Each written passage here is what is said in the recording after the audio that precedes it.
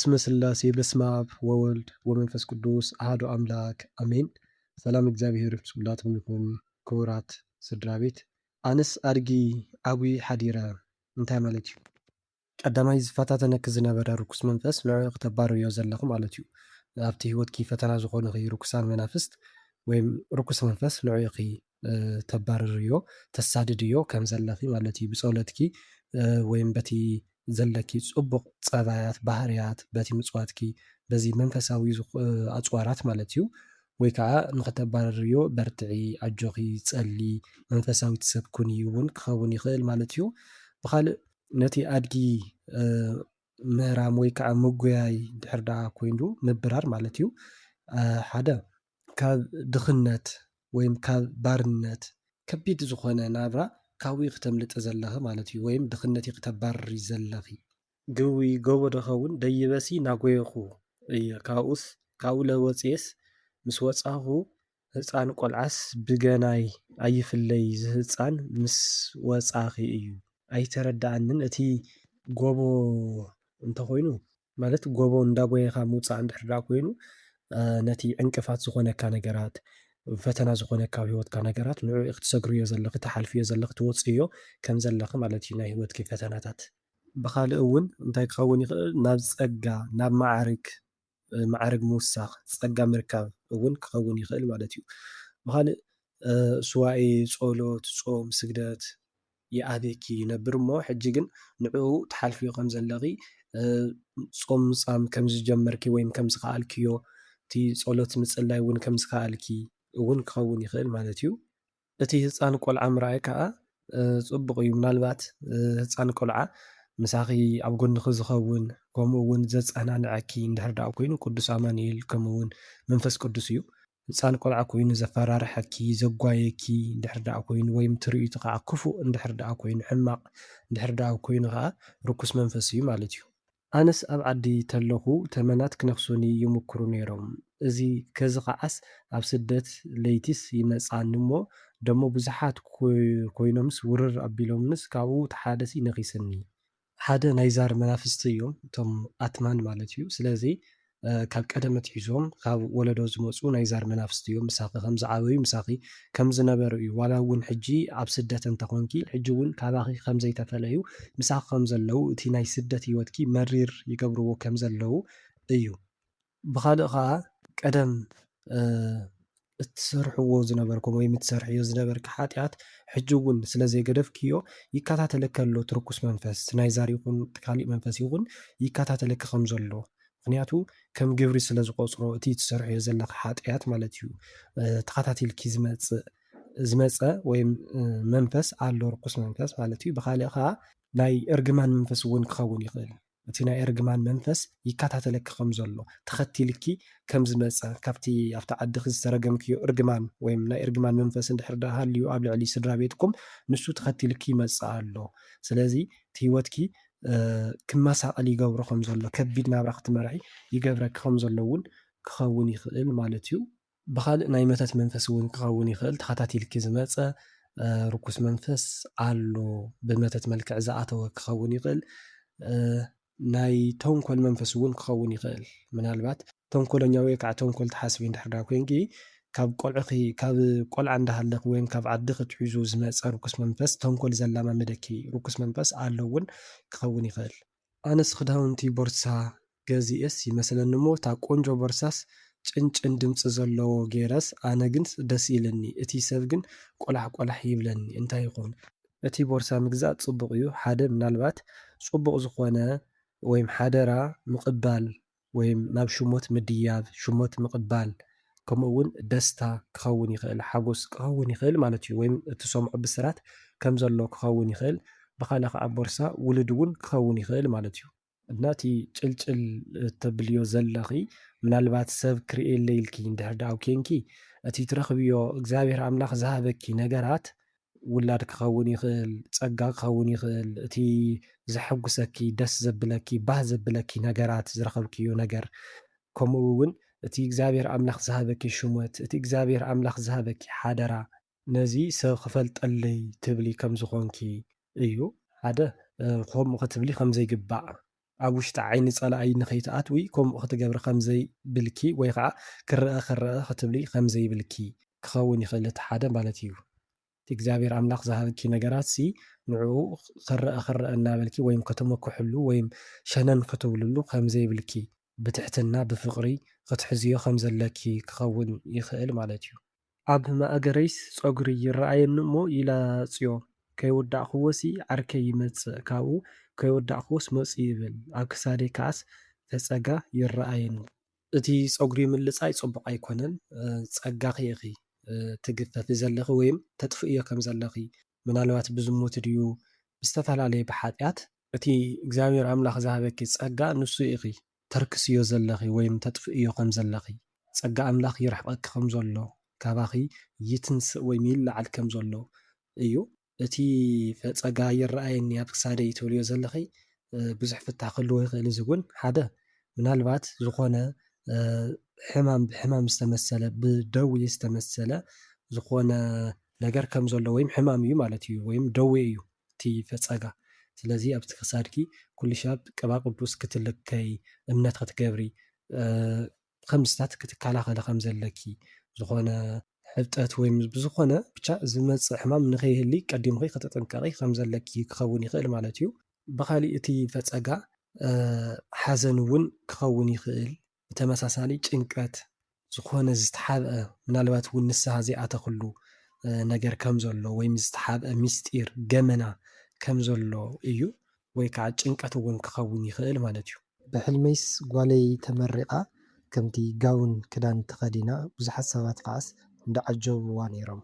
ሓደ ትምኒትኺ ክኸውን ይኽእል ማለት እዩ። ምናልባት ወይም እቲ ጸሎትኪ ንእግዚኣብሔር ኣምላኽ ናይ ጓለይ ምርቓት ኣርኤኒ ናይ ጓለይ ፅቡቕ ነገር ኣርኤኒ እናበልኪ ትጽሊ ትኾኑ እሞ እግዚኣብሔር ኣምላኽ ናይቲ ጸሎትኪ ምላሽ ይበኪ ከም ዘሎ መልሲ ይበኪ ከም ዘሎ ናይ ጓልኪ ምርቓት ከም እትርኢ ክኸውን ይኽእል ማለት እዩ።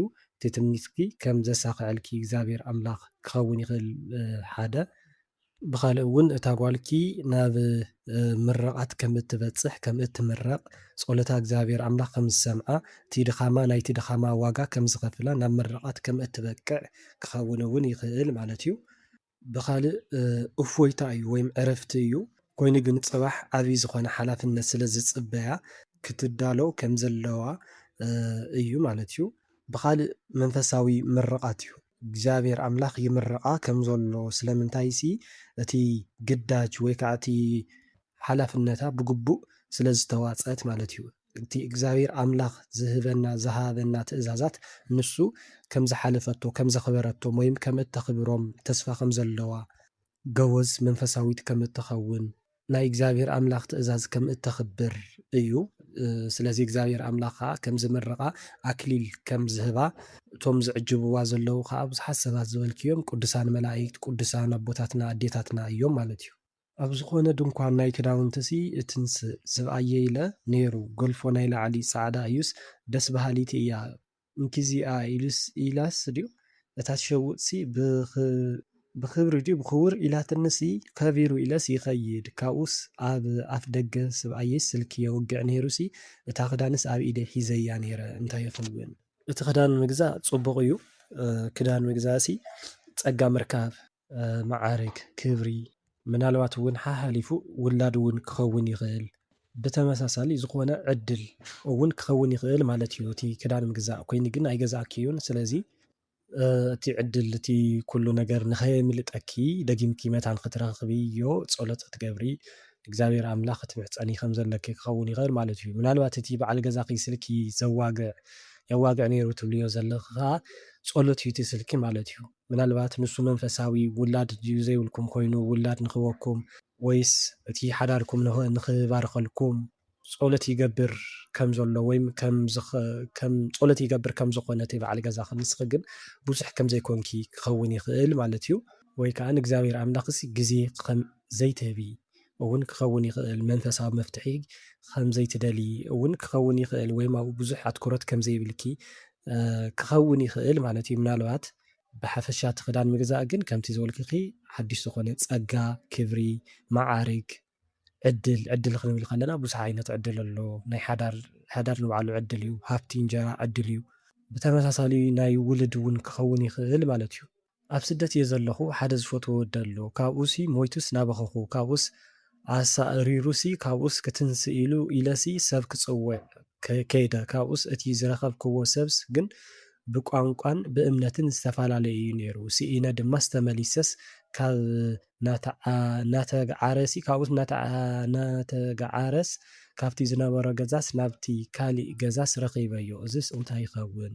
ሓደ ምናልባት እቲ ጭንቀት ከይኸውን ኣዝዩ ስለ እተኽብርዮ እተፍቅርዮ ናቱ ሓሳብ ስለ ዝኾነኪ ገለ ከይኾነኒ እናበልኪ ስለ እትሓስቢ ክኸውን ይኽእል ማለት እዩ። እቲ ሓደ ብኻሊእ ቋንቋ ምዝራብ ከኣበየካ ከሎ ወይ ከዓ እቲ ናትካ ቋንቋን ናይቲ ምሳኻ ዘሎ ኣብቲ ሕልሚ እትሪእዮ ሰብ ቋንቋ ዝተፈላለየ ክኸውን ከሎ ምናልባት በቲ ናትኪ ማለት እዩ ብዙሕ ፍታሕ ክህልዎ ይኽእል እዩ እቲ ቋንቋ መሓዛ ክትሕዚ ከም ዘለኪ ማለት ኣብቲ ግዜ ፀገም ኣብቲ ግዜ ማለት ሰብ ኮይንካ ብዙሕ ነገራት ኣብ ሂወት ከጓንፈካ ይኽእል እዩ ማለት እዩ እሞ ስለዚ ሰብ ክትሕዚ ከም ዘለኪ ንዓኹ ዝመስል ከማኺ ዝኾነ ሓበሻ ዝኾነ ብቋንቋ ክትረዳድኡ እትኽእሉ መሓዛ ማለት እዩ ጓል ክትኸውን ትኽእል ዋላ ውዲ እውን ቤተሰብ እውን ክኸውን ይኽእል ብሓፈሻ ሓደ ልብኺ እተካፍልዮ እተማኽርዮ ዝኾነ ኣብ ግዜ ፀገምኪ ክረድኣኪ ወይም ክበፅሓልኺ ዝኽእል ሰብ ክትሕዚ ከም ዘለኪ መሓዛ ክትሕዚ ከም ዘለኪ እዩ ዝሕበረኪ ዘሎ ማለት እዩ። ብኻሊእ ቋንቋ ምርድዳእ ከኣበየካ እንከሎ ወይ ከዓ ዘይትደማመፅ እንድሕር ዳኣ ኮንካ ብሕልምኻ ማለት እዩ ዝተፈላለዩ ቋንቋ እንድሕር ዳኣ ሃሊካ ኣተሓሳስባኻ እዚ ይፈላለ ከም ዘሎ ወይ ከዓ ሓደ ዓይነት ከም ዘይኮነ ምስኡ ከም ዘይትኸይድ ብፀባይ ድዩ ብባህሪ ድዩ ብሃይማኖት ድዩ ብመንፈሳውነት ድዩ ዝተፈላለየ መንገድታት ኮታስ ምሳኻስ ዝብል ኣይኮነን ዝኸይድ ሰብ ኣይኮነን ወይ ከዓ ምሳኻ ዝኸድ ሰብ ኣይኮነን ክትረዳዳእ ሓቢርካ ክትነብር ክትደማመፅ ኣይትኽእልን እውን ክኸውን ይኽእል ማለት እዩ ብሕልሚ ንበይነሲ መንገዲ ይጎይ ድሕሪኡስ ኣብ ሓደ ቦታስ የዕሪፈ እንታይ ይኸውን እቲ ጉያ ትጎዮ ዝነበርኪ ሓደ ዕድመን ድዩ ብኻልእ ከዓ ዕረፍቲ ኣልባ ከም ዝነበርኪ ስቑኢልኪ እንጀራ ንምርካብ ትጎይ ከም ዝነበርኪ ዝኾነ ነገር ንምርካብ ኢልኪ ዓላማኺ ንምስኻዕ ኢልኪ ትጎይ ከም ዝነበርኪ እዩ እቲ መዕረፊኺ ትረኽብዮ ዘለኹ ከዓ እቲ ዓላማኺ ከም እተሃርሚ ወይም ናብቲ ሽቶኺ ከም እትበፅሒ ነቲ ዓላማኺ ከም እተሳኽዒ ወይም ዓወት ከም እትገብሪ እዩ።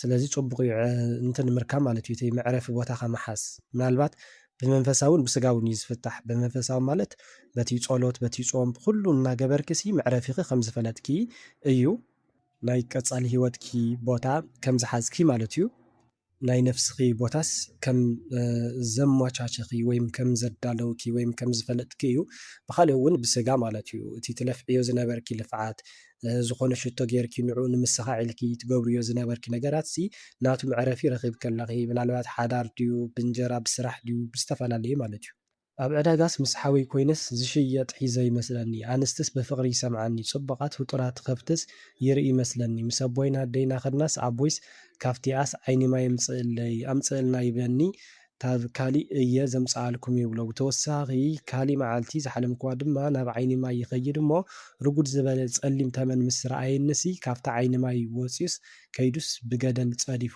ካልኣይ እውንስ መሊሰ ከይደስ ናብ ዓይኒ ማይ ይመስለኒስ ቀጢን ጸሊም ተመንስ ምስ ረኣየንስ ክነኽሰኒ ርእሱ ኣቕኒዑስ ካብኡ ድማስ በስመ ኣብ ወወልድ ወመንፈስ ቅዱስ ኢለ ኣማዕቲበ ብእምኒ ወቂዐስ ኣባሪረዮ ይመስለኒ እዞም ሓበሻ እዚኦምስ ኣየስርሑናን እናበለስ ንሱ እውንስ ከይዱ ብገደል ጸዲፉ ይመስለኒስ እንታይ ይኸውን?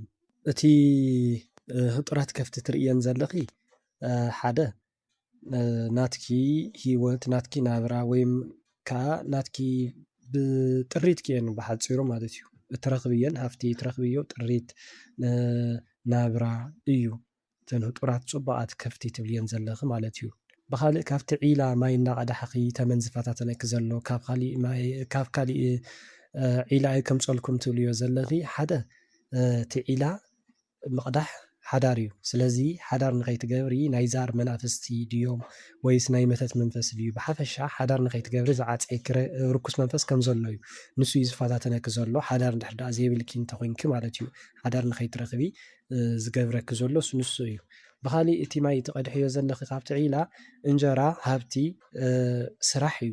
ስለዚ ናይ ስራሕ ዕድልኪ ዝዓፂ እቲ ትረኽብዮ እንጀራ ንኸይብርክት ዝብትነልኪ ርኩስ መንፈስ ናይ ዛር መንፈስ ከም ዘሎ ክኸውን ይኽእል ማለት እዩ። ንስኺ ከዓ ትቃወምዮ ከም ዘለኺ እዩ። ምናልባት ኣብ ጸሎት ከም ዘለኺ ብስም ስላሴ ብሽም ቅዱሳን ኣቦታትና ኣዴታትና እናገበርኪ ትቃለስዮ ከም ዘለኺ ብጸሎት ትቃለስዮ ከም ዘለኺ ነቲ ርኩስ መንፈስ እዩ እሞ ቀጽልሉ እዩ።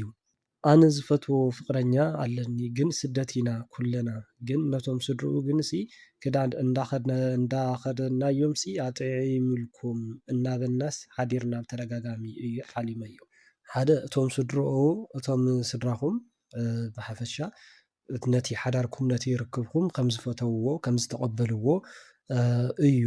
ምናልባት እውን ናብ ሓደ ብርኪ ክትዕብይዎ ከም ዘለኩም ሓዳር ክትገብሩ ከም ዘለኩም ናቶም ትምኒት ከም ዝኾነ ድሌት ናቶም ከም ዝኾነ እዩ። ብኻሊእ ነቶም ቤተሰብኩም ትኸድንዎም ዘለኹም ምናልባት ቅዱሳን ኣቦታትና ኣዴታትና መድሃኒኣለም ኣዴና ድንግል ማርያም ኩሎም ቅዱሳን ነቲ ሓዳርኩም በቲ ርክብኩም ኣዝዮም ሕጉሳት ከም ዝኾኑ ባህ ከም ዝበሎም እዩ ዝሕብር በቲ ሕልሚ ማለት እዩ። ስለዚ ምናልባት ናይ ሓዳር ሕቶ እንድሕር ደኣ ሃሊኪ ወይ ከዓ እንድሕር ደኣ ሃልይዎ እቲ በዓል ገዛ ክኸውን ይኽእል እቲ ሓዳርኩም ጽቡቕ ከም ዝኸውን ስሙር ከም ዝኸውን እግዚኣብሔር ኣምላኽ ቅዱሳን ዝፈትውዎ ስድራቤት ዝተቐበሉ ሓዳር ከም ዝኸውን እዩ። ወይ ከዓ ናቱ መልሲ ኢኹም ትረኽቡ ዘለኹም ማለት እዩ። ምናልባት ሕቶ እንድሕር ደኣ ሃልይኩም እቲ ርክብናስ ወይስ ናተይ ክፍለይ ድያ ወይ ንስኺ ከዓ ዝወድስ ናተይ ክፍለይ ድዩ እንዳበልኪ ተሓስቢ እንድሕር ደኣ ኮንኪ ጸሎት ትገብሪ እንድሕር ደኣ ኮንኪ እወ ናትኪ ክፍለይ እዩ ብኣኹም ባህ ኢልና እዩ ደስ ኢልና እዩ ኢሎም ቅዱሳን እዮም ዘዘራርብኹም ዘለዉ ወይ መልሲ ናይ ጸሎት ክትረኽብ ዘለኺ ማለት እዩ። ኣብ እንዳ መቃሳይሲ ዝሰርሕ እታ ትጸድፍ እሞ ኣብ ውሽጢ ነይረሲ ብላዕሊ ይወፅእ እሞ ሓራግፅ ብደገ ጸኒሖምስ ክበልዑኒ ይደልዩ እሞ ኣነ ከዓስ ናብ ስርሐይስ ሃዲመ ይኣቱ ንጹር ኣይኮነን እቲ ሕልሚ። ምናልባት እቶም ሓራግፅ ዘብልካ ዘፈራርሑካ ክበልዑካ ዝደልዩ ዘለዉ ርኩሳን መናፍስቲ እዮም። ምናልባት ሓሊፉሉ ስራሕ ረኺቡ ጽቡቕ ኮይኑ እናበሉ ናይ ምንቀኛ መናፍስት ክኾኑ ይኽእሉ ማለት እዩ። ብሓፈሻ ርኩሳን መናፍስ ይፈታተኑካ ከም ዘለዉ ሰሪሕኻ ንኸይትልወጥ ወይ ንኸይትቕየር ክኸውን ይኽእል ማለት እዩ። ሓንቲ ዝፈልጣ ሰብ ኣላሲ ብሕልምስ ምስ ሓንቲ ጓል ክልቲአንሲ ሓደ ዓይነት ክዳን ገይረን እቲ ሕብሪ ክዳን ግንስ ናይታ ዝፈልጣስ ብጫ ሕብሪ ናይ ምስኣ ዝነበረት ግን ጻዕዳ እዩ ዓይነቱ ከዓስ ባዴላ ናይ ኣዋልዲ ጽቡቕ እዩ ግን ለለስ ብርከን እዩ ዝበጽሕ ብርከን እዩ ዝበጽሕ ድዩ ሓፂር እዩ ድሓር ሓፍ ኢላሲ ካብኣ ተፈልያስ ንእሽቶ ቆልዓ ሒዛስ ኣብ እንዳ እግሪ ተኽሊ እዩ እዋይ ነቲ ኣብ ዓብይ ወዳስ ይመስል ይብል። ኣነ ኸዓሲ ኣብ ናይ ብሓቂ ህይወታስ ሓደ ቆልዓስ ኣለዋ። እቲ ሓፂር ቀምሽ ምግባር ወይ ክዳን ምግባር ጽቡቕ ኣይኮነን። መብዛሕትኡ ግዜ ምሳኻ ዘይኸይድ ሓዳር ምግባር ወይ ከዓ ምርካብ እዩ። ተመሳሳሊ እውን ጸጋ መዓርግ ክብሪ እዩ እሞ ሙሉእ ክኸውን ከሎ እቲ ብርክኻ ክሽፍን ከሎ ሓፂር ዘይኮነ ቀሚስ ክኸውን ከሎ ጽቡቕ ዝኾነ ናብራ ጽቡቕ ዝኾነ ሓዳር ጽቡቕ ዝኾነ ጸጋ ክትዋፅኦ ትኽእል ሓላፍነትን ጸጋ እግዚኣብሔር ኣምላኽን እዩ ማለት እዩ። ኮይኑ ግን ምናልባት እታ መሓዛኺ ሓዳር ክትገብር ትሓስብ እንድሕር ደኣ ኮይና ምስ ካልኦት እትራኸብ እንድሕር ደኣ ኮይና ወይም ተራኺባ ከም እትወልድ ግን ምስኣ ዘይኸይድ ሓዳር ከም እትረክብ እሞ ሽዑ ከዓ ውላድ ከም እትረክብ ትወዳ ከዓ ልክዕ ከምቲ ቀዳማዋይ ከም ክኸውን ይኽእል ማለት እዩ። ምናልባት ምስቲ ቀዳማዋይ ተፈላለያ እንድሕር ደኣ ኮይና ብሓንሳብ እንድሕር ደኣ ዘየለዉ እንድሕር ደኣ ኮይኖም ብግብሪ ንዕኡ ዝመስል ነቲ ቀዳማዋይ ዝመስል ዝብድላ ምናልባት እንድሕር ደኣ ነይሩ ማለት እዩ ንዕኡ ዝመስል ሰብ ከም እትረክብ ምስኣ ዘይኸይድ ሓዳር ከም እትረክብ ካብኡ ከዓ ውላድ ከም እትረክብ እዩ እሞ ክትጥንቀቕ ከም ዘለዋ እዩ። ዝኾነ ሰብ ናብ ሂወታ ክመጽእ ከሎ ስዋኤ ክትሕዘሉ ጸሎት ክትገብረሉ ከም ዘለዋ እዩ። ብተመሳሳሊ ኣብ ሓዳር እንድሕር ደኣ ሃልያ ከዓ ደጊማ ቆልዓ ከም እትረክብ ውላድ ከም እትረክብ ማለት እዩ። ምናልባት እቲ እትረኽቦ ውላድ እቲ ናይ ሕጂ ውልዳ ጎበዝ ንፉዕ ኣብ መንፈሳዊ ሂወቱ ጽቡቕ እንድሕር ደኣ ኮይኑ ከምኡ ዓይነት ውላድ ከም እትረክብ ደጊማ ከም እትረክብ እዩ። ብኻሊእ እቲ ቆልዓ ከዓ ሕማቕ ዝኾነ ቆልዓ ብተግባር ማለት እዩ ፅቡቕ ዘይሰርሕ ክፉእ ዝኾነ ቆልዓ እንድሕር ደኣ ኮይኑ ከዓ ከምኡ ዓይነት ደጊማ ከም እትረክብ ውላድ ከም እትረክብ እዩ። ብሕልሚ ደቂሰ ከለኹስ ክልተ ኣንበሳ መፂኦም እቲ ሓደ ኢደይ ኣብ ከባቢ ኣጻብዕተይ ወይ ሙሉእ ጫፍ ኢደይ ሲነክሰኒ እሞ ካብኡ ደንጊፀስ ክትንስእ ተበልኩስ ሰውነተይስ ምንቅስቃስ ኣብኒ ድሓር ግን ተንስኤ። ካልኣይ ሕልመይ ከዓሲ ናይ ቀረባ ቤተሰብስ ኣብ ሕልሚስ ናይ ሓደ ፅፍሪ ኣጻብዕትኻስ ክንቀል ከሎስ ብፒንሳ መሳሊ ነገር እሞ ይሕምመካ። ካሊእ ከዓ ተቆፂረ ዝሰርሓሉ ቦታ ከዓሲ ብሌባቡ ሰረቕቲ ክስረቕ ከሎስ ምርኣይስ እንታይ እዩ? ኣጻብዕትኻ ክንቀል ከሎ ከምኡ እውን ኣንበሳ መፅኡ እቲ ጫፍ ኢድኪ ወይ ዝነክሰክ ዘሎ እቲ ኢድ ብክልተ እዩ ዝፍታሕ ማለት እዩ። ሓደ በረከትኪ እቲ ኣንበሳ ይኹን እቲ ቤተሰብ ትብልዮ ዘለኺ ይወስድዎ ከም ዘለው ይሰልቡኺ ከም ዘለው ናይ ሰላም መንፈስ ክኸውን ይኽእል ማለት እዩ። ርኩስ መንፈስ ይሰልበኪ ከም ዘሎ ናይ ሰላም መንፈስ ከም ዘለኪ ሰሪዕኺ ዘምፃኽዮ እንጀራሲ ዝወስድ ዝሰልብ በረከት ንከይህልዎ ዝገብር ማለት እዩ። ብካልእ ከዓ ናትኪ ዝኾነ ውላድ ወይ ውሉድ ንሱ እዮም ዝወስድልኪ ዘለዎ ማለት እዩ። ናትኪ ዝኾነ ቆልዓ እንድሕር ደኣ ሃሊኪ ንሱ እዮም ዝወስድልኪ ዘለዎ እሞ በቲ በለ በቲ ፅቡቅ ኣይኮነን። ስለዚ ፀሎት ግበሪ በርትዒ ኣብቲ ጸሎትኪ ኣብ ስግደት ኣብቲ መንፈሳዊ ሂወትኪ እዚ በርትዒ እዩ መጠንቀቕታ እዩ ዝወሃበኪ ዘሎ ማለት እዩ። ምናልባት ዝወስዱልኪ ወይ እንድሕር ደኣ ኮይኖም እትዕድልኪ እቲ እንጀራኺ እቲ በረኸትኪ ስለ ዝምለስ ክትፅሊ ከም ዘለኪ ክትበርትዒ ከም ዘለኪ እዩ። ዘይተወሰደ እንድሕር ደኣ ኮይኑ ውልድኪ እውን ምሳኺ እንድሕር ደኣ ሃልዩ ርኩስ መንፈስ ነቲ ቆልዓኺ ንከይወስደልኪ ነዝታት ዝወስደልኪ ብሞት ግድን ወይም ብሞት ብቻ ኣይኮነን ብካሊእ ብመንፈስ እውን ከጥፍኣልኪ ይኽእል እዩ ማለት እዩ። ናብ ዘይከውን ሂወት ናብ ዘይከውን ናብ ሓጢኣት ናብ ዓዘቕቲ ዝኾነ ነገራት ከእትዎ ይኽእል እዩ እሞ ስለዚ ፀሎት ግበሪ ስለ ባዕልኺ ስለ ወድኺ ስለ ቤተሰብኪ ስለ ኣሕዋትኪ ፀሎት ክትገብሪ ከም ዘለኪ ክትበርትዒ ከም ዘለኪ እዩ።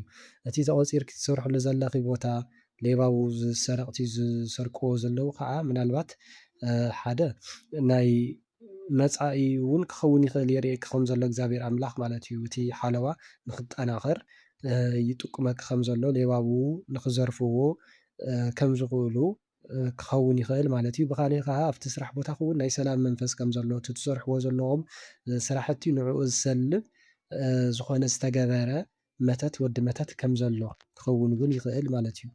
ኣብ ስደት እየ ዘለኹ ብተደጋጋሚ እየ ዝሓልሞ ማዕተበይስ ናብ ክሳደይስ ይፍትሓሉ እሞ ተመሊሰስ ይኣስሮ እቲ ማዕተብስ ረጒድ ኣርጉድ ኣቢለሲ ፍሒሰስ ይኣስሮ እሞ ማዕተብሲ ሓራ ክገዝእ እየ ንውሕ ዝበለ ይብል ይመስለኒ ካብኡ ሓንቲ መሓዛይስ ማዕተብ ክትገብሪ ከለኺ እዩ ዘጥዕመልኪ ትብለኒ እሞ እዋ ሓቂ ኢኺ ብጣዕሚ እየ ዝፈትዋ ይብላ 3 ግዜ ሓሊመዮ ስለ ማዕተብ እዩ።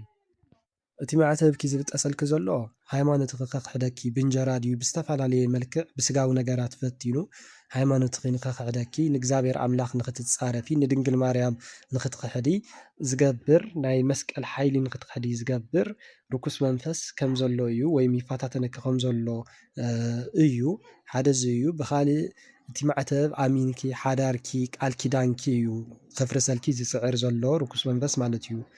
ስለዚ ነዚ ክትቃወምዮ ዘለኺ ንስኹ እውን ኣይሰነፍክን የውድቐልኪ የውፃልኪ ንስኻ ከዓ ተስተኻኽልዮ ከም ዘለኺ ማለት እዩ። ብሓዳርን ብሃይማኖትን እዩ ዝፍታሕ። ከምኡ እውን እግዚኣብሔር ኣምላኽ ዝሃበና ሓደራ ወይም ሰብ ዝሃበኪ ሓደራ ምስጢር ንሱ እዩ። ስለዚ ንከይተውፅዮ ክትጥንቀቂ ንክተውፅዮ ከዓ ይፈታተነኪ ከም ዘሎ ርኩስ መንፈስ እውን ወይም ብሰባት እንዳሓደረ ይፈታተነኪ ከም ዘሎ እውን ክኸውን ይኽእል ማለት እዩ። ስለዚ ፀሎት ግበርሉ ተደጋጋሚ ምስ ምዃኑ ከዓ ዝኾነ ንከይትወድቂ ብፈተና ንከይትሰናኸሊ ሓዳርኪ ንከይፈርስ ሃይማኖትኪ ንከይትክሕዲ ተደጋጋሚ ዝሕብረኪ ዘሎ ንሓደ ንክትጥንቀቕሉ እዩ። ካልኣይ ከዓ ተደጋጋሚ ዝመፃኪ ፈተናታት ዓወት ጌርኪ ኣለኺ ሕጂ እውን በርትዒ ጎብዚ ምሳኺ እየ ዘለኹ እውን ዝብል መልእኽቲ ክህልዎ ይኽእል ማለት እዩ። ብተመሳሳሊ እንታይ ክኸውን ይኽእል ማዕተብኪ ዝብጠሰኪ ዘሎ ማለት እዩ። ከምቲ መፅሓፍ ቅዱስ ኣምላኽናን ጎይታናን መድሓኒና ኢየሱስ ክርስቶስ ዝብሎ መስቀልካ ተሸከም ወይ መስቀልኩም ተሸከሙ ከምቲ ዝብለና መፅሓፍ ቅዱስ ማለት እዩ። እቲ መስቀልኪ ምሽካም ይኣበየኪ ከም ዘሎ እውን ክኸውን ይኽእል ማለት እዩ። ንፀጋ ንመንግስቲ ሰማያት መውረሲ ዝኸውን ቁሩብ ስለ ሃይማኖትኪ እትመፀኪ ዘላ ፈተና እትመፀኪ ዘላ ሰማዕትነት እትመፀኪ ዘላ መከራስ ንዓ ኢኺ ትፈርሕያ ከም ዘለኺ ወይ ከዓ ምሽካም ተኣብየካ ከም ዘላ ነታ መስቀል እውን ክኸውን ይኽእል ማለት እዩ። ስለዚ ወጥ ዝኾነ ቀጥ ዝበለ ኩሉ ሻብ ብሃይማኖትኪ ፀኒዕክ ንኽትነብሪ ንእግዚኣብሔር ኣምላኽ ክትምሕፀን እዮ። ወዲቕካ ከዓ ክትትንስይ ከም ዘለኪ ብንስሓ ማለት እዩ። ኣነን ወደይንስ ሓደ ሰብ ከዓ ነይሩሲ ኮፍ ኢልና ኣብ ድሕሪ ገዛ ይመስለንስ ሓደ ሰብ መፂዩስ ይፅውዕኩም ኣለዉ ህዶሙ ይብለና እሞ እንዳሃደምና ከለና ኩሉ መሬት ይፅልምት እሞ እቲ ሰብ ግን እንዳሓደምና ኣብቲ ፀልማት ይጠፍእ ማለት ገዲፍና ይሃድም ካብኡ ብርሃን ይኸውን እሞ ወደይ ጠጠው ኢሉስ ይሪኦ። እቲ ተፀዊዕኩም ተሃድሙ ዘለኹም ካብ ሕማቕ ነገራት እዩ። ካብ ሓጢኣት ክኸውን ይኽእል፣ ካብ ሞት እውን ክኸውን ይኽእል፣ ካብ ሕማም ክኸውን ይኽእል፣ ካብ ከቢድ ዝኾነ ነገራት ካብኡኹም ተምልጡ ዘለኹም ወይም ተሃድሙ ዘለኹም ማለት እዩ። ሽዑ እቲ ኩሉ መሬት ዝፅልምተኩም ዘሎ ከዓ መታን ተስፋ ክትቆርፁ መታን ንድሕሪት ንኽትኾኑ ወይ ከዓ መታን ካብቲ መፂኩም ዘሎ ፈተናታት ደው ንኽትብሉ ንድሕሪት መታን ንኽትምለሱ ተስፋ ንኽትቆርፁ ማለት እዩ። ሰይጣን የፀልምተልኩም ከም ዝነበረ እቲ ሂወትኩም ከቢድ ይገብረልኩም ከም ዝነበረ እዩ። ንስኩም ከዓ ነቲ ፀልማት ዘይገደበኩም እምነት ስለ ዘለኩም ንእግዚኣብሔር ኣምላኽ ስለ ዝሓዝኩም ንወላዲት ኣምላክ ስለ ዝሓዝኩም ነቲ ፀልማት ከም እትሰግርዎ ወይ ከዓ ከም ዝሰገርኩም እሞ ነቲ ከቢድ ዝኾነ ሂወት ነቲ ናይ ሓጢኣት ወይም ናይ ርክሰት መንገድታት ወይም ነቲ ከቢድ ዝኾነ ፈተናታት ከም ዝሰገርኩምዎ እዩ ማለት እዩ። እግዚኣብሔር ኣምላኽ ብርሃን ከም ዝገበረልኩም ማለት እዩ። ካብ ሓጢኣት ስለ ዝሃደምኩም ካብ ሕማቅ ስራሕቲ ስለ ዝሃደምኩም ኣነ ከዓሲ ንጓዓዝ መንገዲ ይመስለኒ እሞ ኣየርሲ ትድብድብ ዝመፀት ይመስለንስ እናተጓዓዝናስ ተሓብኡ ይብለና ይመስለኒ እሞ ዘይፈልጦ ሰብ ከዓሲ ይመፅእ ብጎነይስ በርደጊለስ ይኸይድ እሞ ከምዚ ሞባይለይ ናይ ቀደም ምሳይ ዘላ ይመስለኒስ ሓደ ሰብ ከዓስ ሃቢታ ሞባይል ክልተ እንዶ እኒህውኪ ይብለኒ እምቢ ይብሎ ኣነ ከዓሲ እዚኣ ናይ ቀደም ሞባይል እያ እዚኣስ ከዓስ ሓዳሽ እያ ኣይህበካኒ ይብሎ ይመስለኒስ ከምዚ ዝመለስ ይመስለኒ እንታይ ይኸውን እታ ኣየር ተብለክ ዘላ ትድብድበኩም ዘላ ምናልባት ኣብቲ ዘለኽዮ ከባቢ ስለ ዘይፈልጦ ዝመፅእ ዝኾነ ኩናት ከም ዘሎ ክኸውን ይኽእል ማለት እዩ። ብካልእ ከዓ እታ ኣየር ትድብድበኩም ዘላ ናይ ኣየር ኣጋንንቲ እዮም። ስለዚ መርዞም ይነዝሑ ከም ዘለው ይፋታተንኩም ከም ዘለው ኣብቲ ዘለኽዮ ቦታ ከም ዘለው እዩ ማለት እዩ። ስለዚ ነዚ እኺ ተሓቢእኺ ከም እትሓልፍዮ ወይ ከዓ ከም እትሰብርዮ እዩ። እታ ሞባይልኪ ሃብኒ እናበለ ዝከራኸረኪ ዘሎ ከዓ ፅቡቅ ኣይኮነን ማለት ስለዘይሃብክዮ ፅቡቅ እዩ ተትህብዮ ነርክ ግን ፅቡቅ ኣይምመፀን ነይሩ ማለት እዩ። ስለምንታይ እታ ስልኪ ፀሎት እያ መንፈሳዊ ሂወትኪ እምነትኪ እያ ማለት እዩ። ምስ እግዚኣብሔር ዘላትኪ መንገዲ ወይ መስመር እያ። ብተመሳሳሊ ውልድ ኣፍቃሪኺ ሓዳር እንድሕር ዳ ኣሊክኻ ሓዳርኪ እዩ። ብተመሳሳሊ እቲ ኩናት ወይም እቲ ጦርነት ዝበልክዮ ከዓ ምናልባት ኣብቲ ጉዕዞኺ ኣብቲ መንፈሳዊ ሂወት ወይ ናይ መንፈሳዊ ሂወትኪ ጉዕዞ ዝመፀኪ ናይ ርኩሳን መናፍስት ፈተናታት ወይ ከዓ ኣብቲ ናይ ሂወትኪ መንገዲ ዝመፀኪ ናይ ርኩሳን መናፍስቲ ፈተናታት ከቢድ ዝኾነ ፈተናታት እውን ክኸውን ይኽእል ማለት እዩ። ዝሓፀብክዎ ክዳንስ ምስ ነቐፀስ ኣብ ሽንቲ ቤት ሻወር ላገበርኩስ ደጋጊሙስ ይወድቃኒ። ንስሓ ዝተነሳኻሉ ዝኾነ ዝኸበደካ ሓጢኣት ከም ዘሎ እዩ እሞ ወይም ከም ልምዲ ኮይንካ ከም ዘሎ እቲ ሓጢኣት ንሱ ማለት እዩ። ንስሓ ተኣትወሉ መሊስካ ከዓ ከም እትወድቕ ንስሓ ተኣትወሉ ሽዑ ከዓ መሊስካ ከም እትወድቕ ከምዚ ኣብ ቃልሲ ከም ዘለካ ማለት እዩ። ኣብ መንፈሳዊ ውግእ ከም ዘለካ እዩ። ስለዚ መሊኡ እግዚኣብሔር ኣምላኽ ነቲ ሓጢኣት ንሱ መታን ከረሕቐልካ ካብቲ ጾር መታን ክፈልየካ ፀሎት ክትገብር ክትበርትዕ ተስፋ ክትቆርፅ ከም ዘይብልካ ዋላ እውን 1000 ግዜ እንተወደቕካ 1000 ግዜ ክትትንስእ ንስሓ ክትኣትየሉ ከም ዘለካ ነቶም ንስሓ ኣቦኻ ይኹን ንካሊእ ነገራት ከይተሰከፍካ ተስፋ ከይቆረፅካ ማለት እዩ። ኣብ ነዊሕ ሽረ ተሰቂለስ ዘይፈልጣ ሰበይትስ ብብርጭቆ ወይንስ ሂባትኒ ካልአይቲ ሕልመይ ድማሲ ርእሰይስ ላነቕነቐት 3 ወርሕስ ቀሪኪ ትወልዲ መርፊእ ክወግአኪ እየ ካብ ደጊምሲ ከይትጠንሲ ናበለትንስ ዘይፈልጣ ሰበይትስ በጃ ከመልሰለይ ኣብ ስደት እየ ዘለኹ። እታ ዘይትፈልጢያ ሰበይቲ ወይኒ ትበኪ ዘላ ቅዱስ ቁርባን እያ ትበኪ ዘላ ናብ ቅዱስ ቁርባን ተብፅሐኪ ከም ዘላ ተብቅዐኪ ከም ዘላ ማለት እዩ። መን እትፈትውያ ቅድስቲ ምናልባት ኣዴና ድንግል ማርያም ክትኸውን ትኽእል ቅድስት ኣርሴማ ክትኸውን ትኽእል ማለት እዩ። እቲ ርእሰይ እናቆነነት ዘይፈልጣ ሰበይቲ 3 ወርሒ ቀሪኪ ክትወልዲ መርፊእ ክወግአኪ እየ ካብ ደጊም ኣይትጠንስን ትብለኪ ዘላ ከዓ ምናልባት ምስቲ ዘለኪ ናብራ ምስቲ ዘለኪ ሓደ ሓደ ነገራት ኣብ ከቢድ ህይወት እንድሕር ደኣ ኮንኪ ምናልባት ኣብ ድኽነት ውሽጢ እንድሕር ደኣ ሃሊኺ እቲ ትቁንነኪ ዘላ ትንከባኸበኪ ከም ዘላ ወላዲተ ኣምላክ እዩ። ከምኡ እውን ሓዳር ትበኪ ከም ዘላ ፅቡቅ ዝኾነ ናብራ ትበኪ ከም ዘላ ወይ ከዓ ከም ዝሃበትኪ እዩ። ስለዚ ውሉድ እውን ከም እትረኽቢ ከም እትወልዲ ምናልባት እቲ 3 ወርሒ ዝብል ብናይ ሰብ ኣቆፃፅራ ንከይኸውን ይኽእል 3 ዓመት ክኸውን ይኽእል 3 ወርሒ ክኸውን ይኽእል 3 ሰሙን ክኸውን ይኽእል ብቻ ብናይ እግዚኣብሄር መዓልቲ እግዚኣብሄር ኣብ ዝፈቀዶ መዓልቲ ማለት እዩ። ስለዚ ውሉድ ከም እትረኽቢ መሊስኪ ከዓ እቲ ናብራኺ ከቢድ ወይ ኣብ ድኽነት እንተኮይኑ እንተሃሊኺ ማለት እዩ ደጊምኪ ክትወልዲ ዘይትደሊ እንድሕር ደኣ ኮንኪ ጸሎት ትገብሪ እንድሕር ደኣ ኮንኪ መርፊእ ወይ ካሊእ ነገራት ክጥቀም መከላኸሊ ጥንሲ ክጥቀም ኣይደልን እየ ግን ብተፈጥሮ ወላዲተ ኣምላክ ዕፀይለይ ማህፀነይ ደጊመ ንኸይወልድ ምክንያቱ እቲ ናብራይ ባዕለይ ይፈልጦ ንስኹ እውን ትፈልጡ እዮ እናበልኪ ጸሎት ትገብሪ እንድሕር ደኣ ኮንኪ ከዓ ወላዲተ ኣምላክ ነቲ ጸሎትኪ ሰሚዓ ውላድ ንኸይትረኽቢ ከም እትገብረኪ ማለት ብዙሕ ውላድ ማለት እዩ ምስቲ ዘለኪ ናይ ኢኮኖሚ ወይ ናይ ዓቕሚ ማለት እዩ።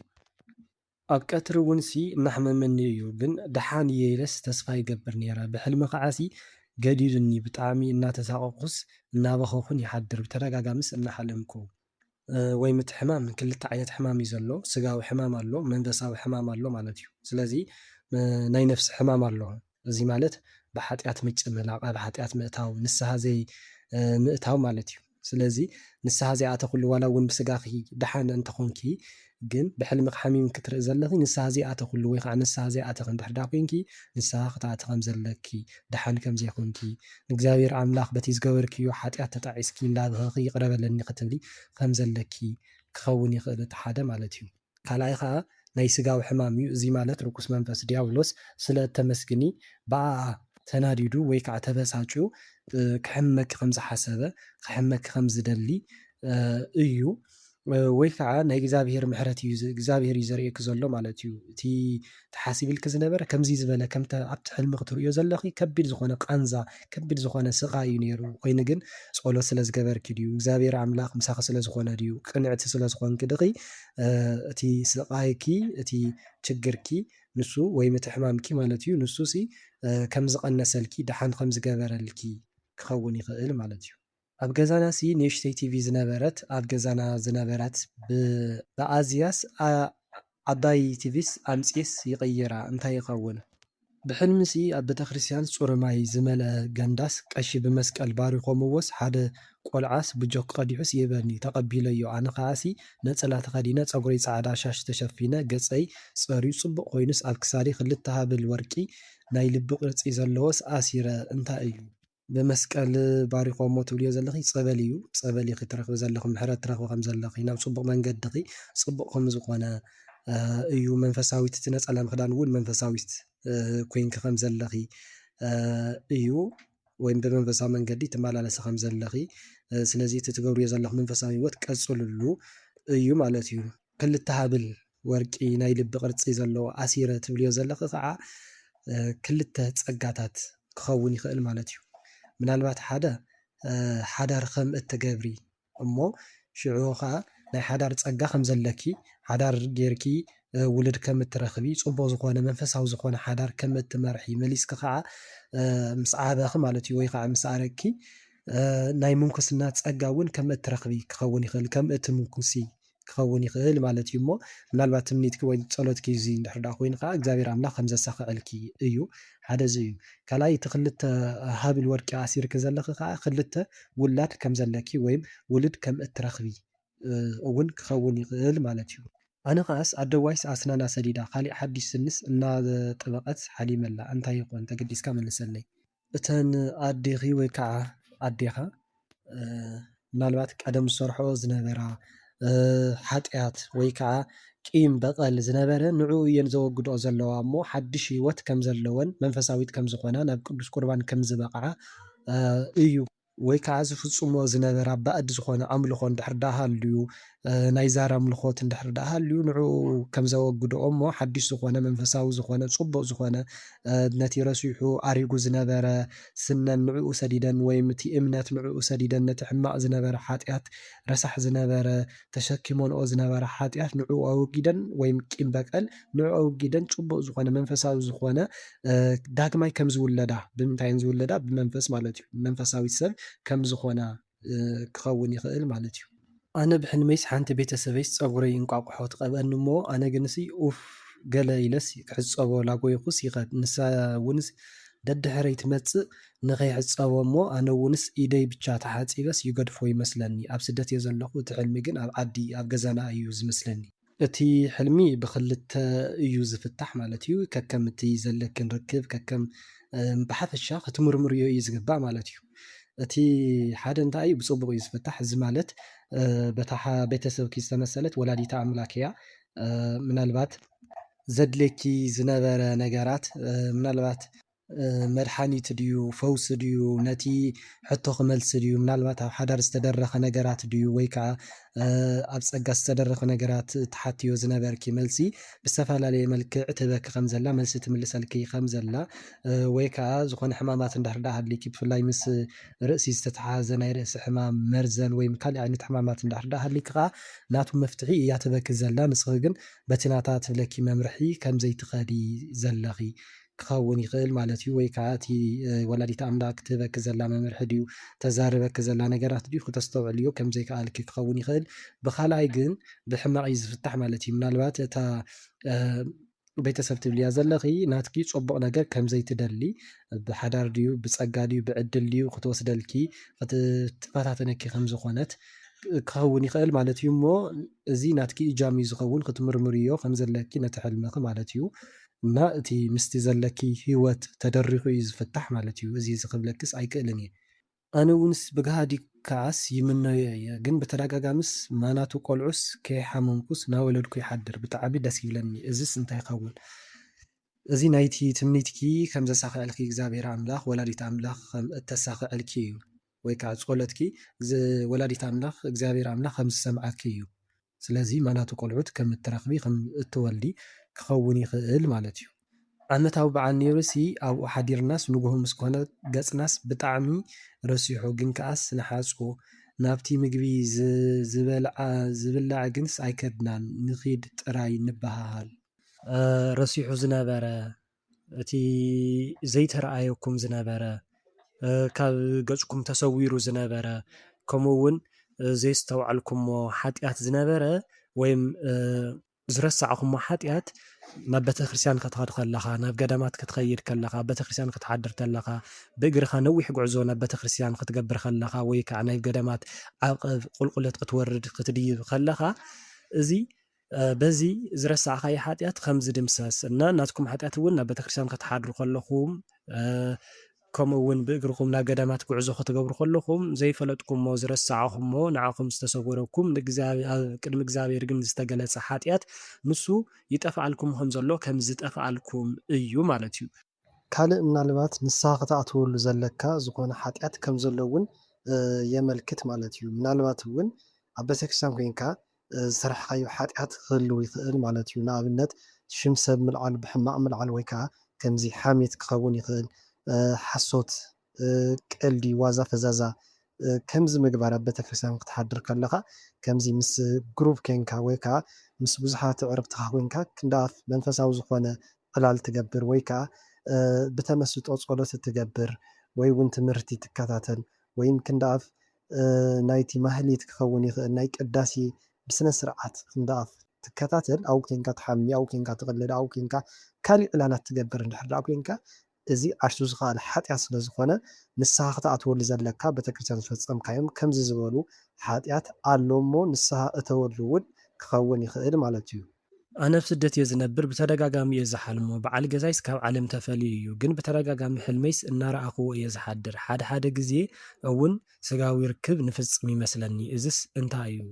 እቲ በዓል ገዛኺ ዝመፀኪ ዘሎ ከምኡ ከዓ ሩካቤ ትፍፅሙ ዘለኹም እዚ ብፅቡቅ ኣይኮነን ዝገልፅ ዘሎ ማለት እዩ። ምናልባት ካብቲ በዓል ገዛኺ ዝመፀ ርኩስ መንፈስ ከም ዘሎ እዩ። ምናልባት ብመስተፋቅር ድዩ ተመርዒኪ ወይ ከዓ ምስኡ ርክብ ክትፍፅሚ ከለኺ ካብኡ ዝሓለፈኪ ርኩስ መንፈስ ከም ዘሎ እዩ ማለት እዩ። ብሂወት እንከሎ ዝኣተወኪ ርኩስ መንፈስ ከም ዘሎ ሓደ ብመስተፋቅር፣ ካልኣይ ከዓ ምናልባት ንስንፈተ ወሲብ ተባሂሉ ዝጥቀም ነገራት ይጥቀም እንድሕር ደኣ ነይሩ ወይ ባህላዊ መድሓኒታት እንዳተባሃሉ ንሳቶም ይጥቀም እንድሕር ደኣ ነይሩ ካብኡ ዝመፀኪ ርኩስ መንፈስ ከም ዘሎ ካብቲ በዓል ገዛኺ ዝሓለፈ ርኩስ መንፈስ ኣባኽ እውን ከም ዘሎ እዩ ዝሕብር ማለት እዩ።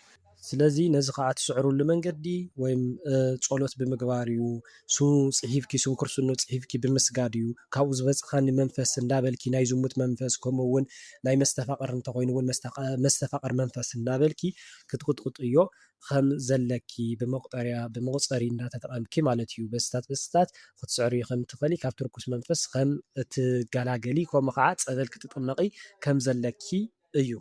ብተደጋጋሚ እየ ዝርአን ዝሓልመን ይመስለኒ ፅቡቃት ህጡራት ናይ ገዛና እውን ይመስላኒ ገሊአን ቀያሕቲ ቡሉላት ፅቡቃት ከፍቲስ ይርኢ ሓደ መዓልቲ ድማ ክልተ ቀያሕቲ ህጡራት ሓንቲ ምስ ጓላ ኣብ ድሕሪ ገዛናስ ኣብ ክልክል ርሑስ ሳዕሪ ዘለዎሲ ንሓለኹስ የብልዐን ይመስለኒ ሓወይ እውንሲ ነይሩ ምሳይ ፍትሑለይ እንታይ ይኸውን ላሕሚ ምርኣይ ምንም ፅቡቅ እዩ ወላዲተ ኣምላክ እያ ብላሕሚ ትምሰል ከምኡ እውን ቅድስት ስላሴ እውን ክኾኑ ይኽእሉ ርህሩሃት መገብትና ስለዝኾኑ ማለት እዩ። ከምኡ እውን በረኸት ሽሻይ ሃፍቲ ምርካብ እዩ ላሕሚ ምርኣይ ማለት እዩ። ከምኡ ከዓ ወዲ ሰባት ደቂ ሰባት እዮም ትረኽብዮም ውሉዳት ክኾኑ ይኽእሉ ከምኡ ከዓ ብመንፈስ ኣሕዋት ክኾኑ ዝኽእሉ ጥዑያት ዝኾኑ ለዋሃት ዝኾኑ ሰባት ሓገዝትኺ ዝኾኑ ሰባት ከም ዘለው እዩ። ብካልእ ከዓ ብቅዱሳን እውን ይምሰሉ እዮም ማለት እዩ።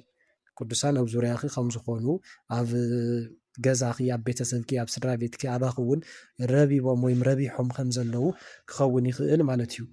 ኣነስ ኣብ ስደት እየ ዝነብር ሓንቲ ንበይተይ ነይራሲ ብሂወት የላን ግን ረኺበያ እናመሰለንስ ኣብ ሶፋ ከፍ ኢላ ነይራ ግንስ ጠኒሳ ርእየያ ድሕሪኡስ ፈላሲት እያ እኳ ከመይ ኢላ ጠኒሳ እናበልኩስ ቁፅሪ ዘይብሎም ሰባስ ብዙሓት ወታደራትሲ እናጋለብዎምስ ይርእዩ ድዩ ምዞም ሰባት እናገለብኩ ሓደ ካብቶም ወታደራት ንዓይ ንዒ ኢሉስ ማይ ኣቐብልያ ኢልኒ እናለ ማይ ሒዘላስ እናኸድኩስ እንታይ ይኸውን ሓወይ ተፅሓሕፋ ግልፂ ኣይኮነለይን ግን እተን ጠኒፀን ትብልየን ዘለኺ ፈላሲት ወይም ዓባይ ትብልየን ዘለኺ ማለት እዩ ጠኒሰን ዘለዋ ብጭንቀት እዩ ብጓሂ ምናልባት ኣብ ሕማቕ ሂወት እንድሕር ደኣ ሃሊኺ ብናይ ቤተሰበን ወይ ከዓ ስድራ ቤተን ዘሎ ነገራት ማለት እዩ ሕማቕ ዝኾኑ ነገራት እንድሕር ደኣ ሃልዮም ወይ ከዓ መንፈሳውያን እንድሕር ደኣ ዘይኮንኩም እቲ ናትኩም ጓሂ እዩ እቲ ጥንሲ ማለት እዩ ጭንቀት እዩ ጓሂ እዩ ማለት እዩ እቲ ጠኒሰንኦ ዘለዋ ማለት እዩ። ካብኡ ሽዑ እቲ እቶም ወታደራት እናጋለብዎም ይሪኦም እናበልኪ ትብልዮ ዘለኺ ማይ የቐብል እያ ዝብለኪ ዘሎ ሓግዝያ ጸሎት ግበሪ ንስድራ ቤትኩም መታን ሰላም ክትረኽቡ መታን ካብቲ ሓጢኣት ወፂኹም ናብ ፅድቂ መታን መንገድኹም ከተብሉ ከተስተኻኽሉሲ ሓግዝያ ንስኸውን ተራድእያ ምስኣ ኩኒ ከም እነንበይትኺ ወይም ዓባይኺ ኩኒ ጸሎተኛ ኩኒ እዩ ዝብለኪ ዘሎ ማለት እዩ። መላእክቲ እዮም እቶም ወታደራት።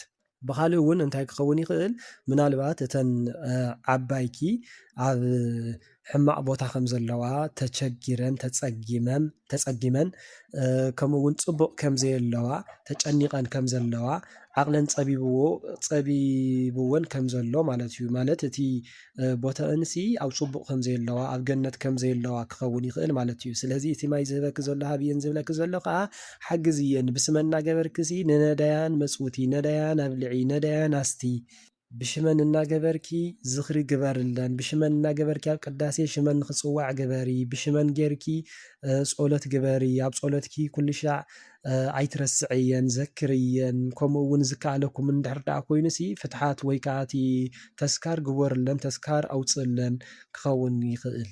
ኣብ እኩብ ሰብዚ ናይ ባዕለይ ፀጉረይስ ተቆኒነስ በቲ መትሓዚ ርእሰይስ ኣትሒዘስ ተሸፊነዮስ ካቡስ ሓደ ሰብኣይስ ፀዊዕኒ ተላዒለ ናኸድኩስ መሸፈነይ ሓያል ንፋስ መፂኡስ ይወስዶ እሞ ካብኡ ሓደ ወዲ ሒዙስ ብፍፁም ትሕትና ዝተመልኦስ ጎንበስ ኢሉስ መሸፈነይስ ይህበኒ እሞ ኣነ እውንስ ሰላም ኢለስ ጎበስ ኢለስ ኣመስጊነስ ተቐቢለዮ እንታይ ይኸውን ክቡር ሓወይ። ካልኣይ ድማ ኣብ ውሽጢ ትምህርቲ ቤትስ ደፋተረይስ ይጠፍኣኒ እሞ ንኣለሽኩስ እታ መምህርናስ ፃዕዳ ክዳን ለቢሳስ ንሓንቲ ቆልዓስ ብጣዕሚ ተወቕሳ ደጊም ንበዓልኪ ኮኒ ንቕሒ ንቕሒ ትብል ኣነ እውንስ ስቕ ኢለስ እናጠመትኩ ይሰምዓ ብውሽጠይ እውንሲ ናባይ ትመፅእ እያ ናበልኩስ ኣይመፀትን ኣይኮረየትለይ እውን እንታይ ይኾን ክቡር ሓወይ።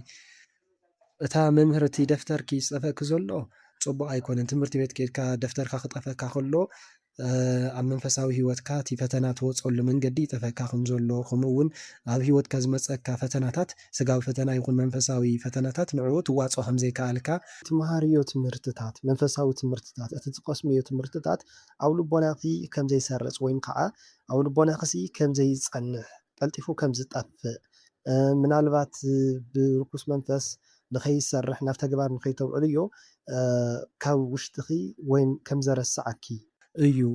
እታ መምህር ትኹሬላ ዘላ ከዓ ምናልባት ወላዲት ኣምላኽ ክትኸውን ትኽእል ማለት እዩ። ተወቕሳ ዘላ ንቕሒ ትብላ ዘላ ሓደ ንዓኺ ዘይትኹሬልኪ ዘላ ምናልባት ንስኺ ነቂሕኺ ክትኾን ትኽእሊ መንፈሳዊ ሰብ ኮንኪ ስለ ዘለኺ ክኸውን ይኽእል ማለት እዩ። ንድሕሪ ሕጂ ምብርታዕ ዳኣ እምበር ምንቃሕ ኣይኮነን ዘድልየኪ ክኸውን ይኽእል ማለት እዩ።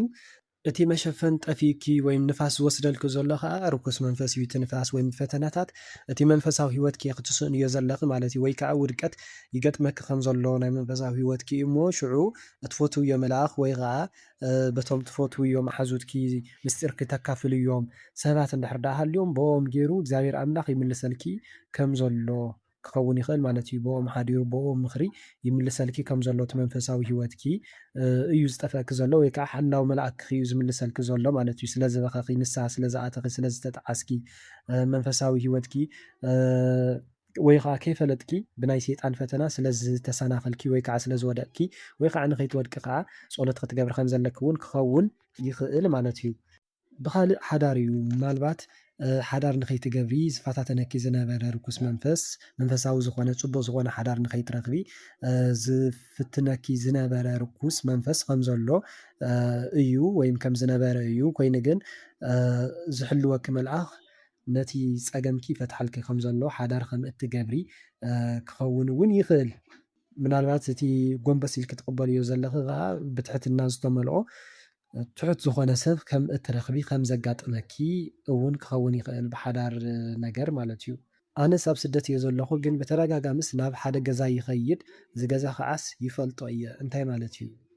ሓደ ምናልባት ናብቲ ሓዳርኪ ተፈላሊኺ እንድሕር ዳኣ ኮንኪ ናብቲ ሓዳርኪ ተመለሲ ክኸውን ይኽእል ማለት እዩ። ብኻልኣይ ከዓ መንፈሳዊ ሂወትኪ ወይም ናብራኺ እዩ። ስለዚ ምናልባት መንፈሳዊ ሂወትኪ ገዲፍክዮ እንድሕር ዳኣ ኮንኪ ናብቲ መንፈሳዊ ሂወትኪ ተመለሲ ናብቲ ገዛ ማለት እዩ። ብኻልእ ከዓ እቲ ገዛ ትመላለስዮ ዘለኺ ናብ ቤተክርስትያን ተመላለሲ ናብ ናይ ቀደም ኣገልግሎትኪ ናብኡ ተመለሲ እውን ክኸውን ይኽእል። ቤተክርስትያን ተሰዓሚ ተሳለሚ ክኸውን ይኽእል ማለት እዩ። ሕጂ እንታይ እዩ እቲ ገዛ ትርእዮ ዘለኽሲ ንፁር እውን ኣይኮነን ኣብቲ ሕልምኺ ፈልጦ ኢልኪ ጥራይ ኢኺ ብደፈና ኢኺ ጌርክዮ ዘለኹ ማለት እዩ እሞ ምናልባት ኣብቲ ገዛ ንሱ ዝኾነ ዝተዋሃብክዮ ሓላፍነት ወይ ከዓ ከምዚ ፕሮሚስ ዝኣተኽሎም ነገራት እንተሃልዩ ወይ ከዓ ዝሃቡክ ሓደራ ቃል ዝኣተኽሎም ነገራት እንድሕር ዳኣ ሃልዩ ምናልባት ንሱ ፈፅሚ ክኸውን ይኽእል ማለት እዩ።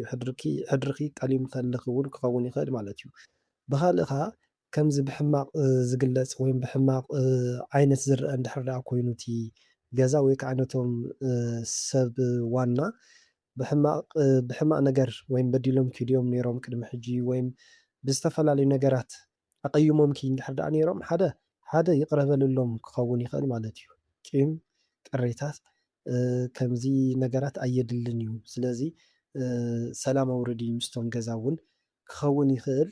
ብኻልእ ከዓ ምናልባት ኣብቲ ገዛ ዝኾነ ኣብ ሂወትኪ ሕንቅሊተይ ዝኾነኪ ነገራት ወይ ከዓ ዝጠርጠርክዮም ነገራት እንተሃልዩ ከዓ ተደጋጋሚ ንሱ ናብቲ ገዛ እናኸድኪ ዝኾነ ነገራት እንዳተገበረኪ ዓይነት እንድሕር ዳኣ እንተኾይኑ ምናልባት ካልእ ነገር እውን ክኸውን ይኽእል ማለት እዩ። ሕጂ ግን በዚ ናትኪ እዚ ኢልካ ንምውሳን እውን የጸግም እዩ። ስለምንታይሲ ቆሪጽኪ ክልክዮ ዘለኺ እቲ ሕልሚ እውን እና ብሓፈሻ እዚ ይመስል።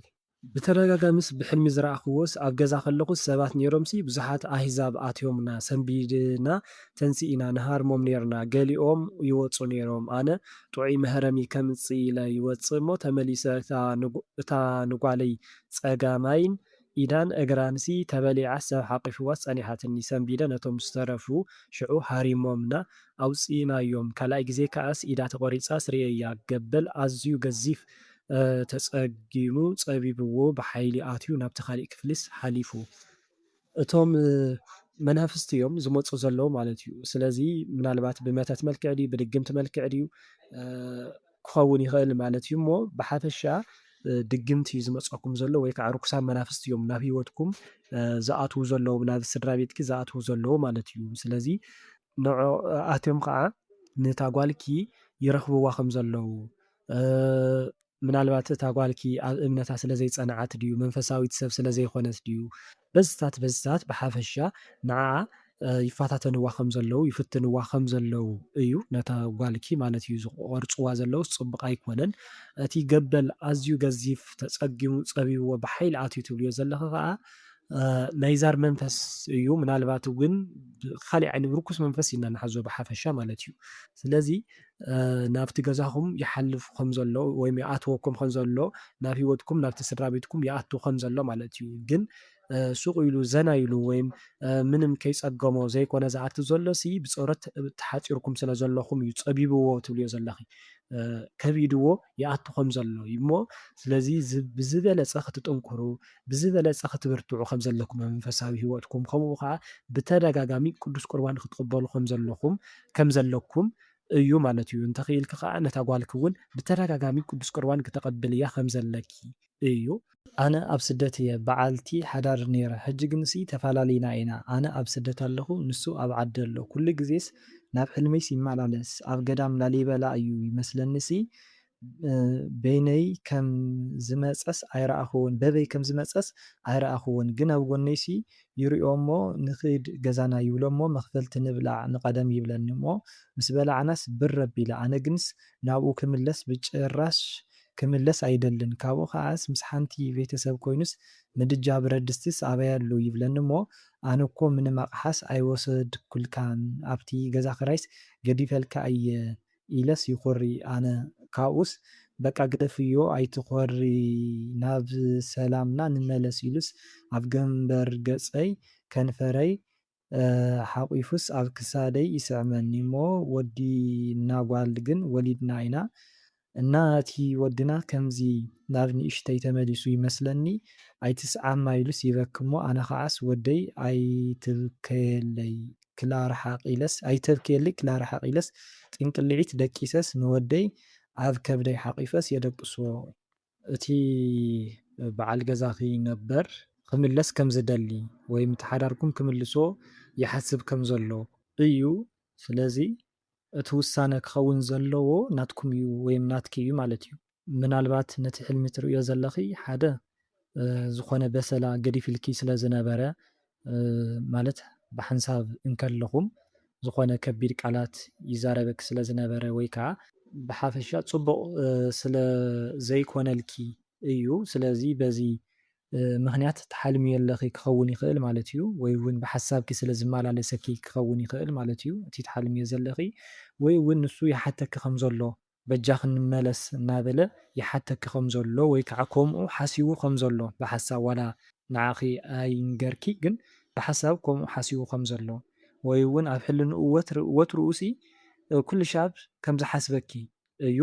ስለዚ ንስኺ ከዓ እወ ተበዲልኪ ክትኮኒ ትኽእል ኢኺ ግን ኣይዕረቕን እየ ምስኡ ክምለስ ኣይደልን እየ ዘይኮነ ህድእ ኢልኪ ንእግዚኣብሔር ኣምላኽ ሓቲትኪ ስዋኣይ ሒዝኪ ማለት እዩ። ከምኡ እውን ናቱ ኩነታት ኣጽኒዕኪ መርሚርኪ ናይ ብሓቂ ድዩ ደልዩ ኢልኪ ማለት እዩ እና ቃለ መሓላ ጌርኩም ብመንፈሳዊ ክትምለስ እኳ እንድሕር እግዚአብሔር ኣምላኽ ዝፈቀዶ ወይም እግዚአብሔር ኣምላኽ ዝፈቀዶ ሓሳብ እንድሕር ዳኣ ኮይኑ ማለት እዩ ብመንፈሳዊ ክኸውን ከም ዘለዎ ብንስሓ ክኸውን ከም ዘለዎ ኣካየድኡ መርሚርኪ ዝሓተኪ ዘሎ እንድሕር ዳኣ ኮይኑ ሕጂ እውን ማለት እዩ ኢልኪ ብገንኡ ክትዓጽዮ ዘይኮነ ዘሎ ነገራት ህድእ ኢልኪ ምስ እግዚኣብሔር ኣምላኽ ምስ ሰባት ጥራይ ዘይኮነ ምስ እግዚኣብሔር ኣምላኽ ቅድሚያ ንእግዚኣብሔር ኣምላኽ ኣዘራሪብኪ ሰዋኣይ ሒዝኪ ከምኡ እውን ከመሓይሾ ወይ ከዓ ከስተኻኽሎ ዝግብኦም ነገራት ነጥብታት ኣዘራሪብኪ ኣብ ቅድሚ እግዚኣብሔር ኣምላኽ ከም ብሓድሽ ክትምርዓዩ ትኽእሉ ኢኹም ማለት እዩ እግዚኣብሔር ኣምላኽ ፍቓዱ እንድሕር ደኣ ኮይኑ ክልተ ኣዝማደይስ ሓደ ሰንኪሉ ሓደ ሓሚመ ኣነ ደጊፈዮምስ ይኸይድ ነይረ እንዳኸድናስ ኣብ ቅድሜና ዒላ ነይሩስ መሕለፊ ክሰርሓሎም ክብልስ ናብ ዝኾነ ጥሒለ ኩሎም ኣዝማደይ መፂኦም ከውፅእን ይብሉ እሞ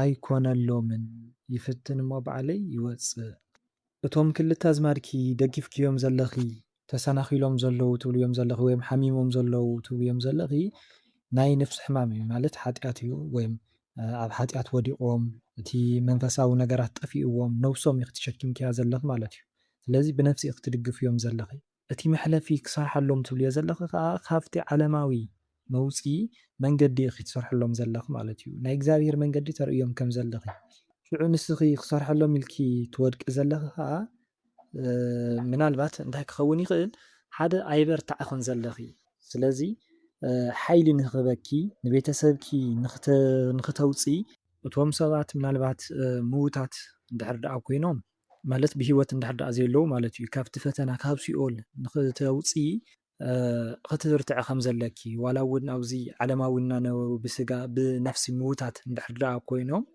ንዕኦም ዘውፅእ ናብቲ ሰናይ ዝኾነ መንገዲ ዘምርሕ ሓይሊ ክሳብ ትለብሲ ንእግዚኣብሔር ኣምላኽ ተማሓፀኒ ጸሎት ግበሪ ኣብቲ መንፈሳዊ ህይወትኪ ጽንዒ በርትዒ ኣለበለዚያ ግን ንዓኺ እውን መሰናኽል እዮም ዝኾነኺ ማለት እዩ ንዓኺ እውን መውደቂ እዩ ዝኾነኪ ስለዚ እግዚኣብሔር ኣምላኽ ጸጋ ንኽበኪ ሓይሊ ንኽበኪ ጸሎት ክትገብሪ ከም ዘለኺ እዩ ማንም ዘይሕግዘኪ ዘሎ ወዲቕኺ ከዓ ወይ ከዓ ከውፅኡ ኢሎም ዝኣብዮም ዘሎ እቶም ሰባት መንፈሳዊ ዓይኒ ከም ዘይብሎም እቶም ኣዝማድኪ ማለት እዩ እንኳን ንዓኺ ከውፅሲ ንባዕሎም እውን ከም ዘይኮኑ እዩ ስለዚ ማለት ኣብ ጸሎት ኣብቲ ናይ መንፈሳዊ ህይወት ከም ዘየለዉ ኣብ ሃይማኖት ከም ዘየለዉ እዩ ንስኺ ግን በቲ እግዚኣብሔር ኣምላኽ ዝሃበኪ ጸጋ በቲ ትገብርዮ ጸሎት ካብቲ ፈተና ካብቲ መከራ ካብቲ ሕማቕ ዝኾነ ነገራት ትወፅእ ከም ዘለኺ ካብቲ መሰናኽል ማለት እዩ ኣብ ስደት እየ ዘለኹ ናብ ገዛይ ከኣቲ ይብል እሞ ከልቢ እዩ ዝመስል ግን ጸሊም ርእሱስ ካሊእ ጻዕዳ እዩ ናብ ገዛይስ ከኣቲስ ይኸልኣኒ እሞ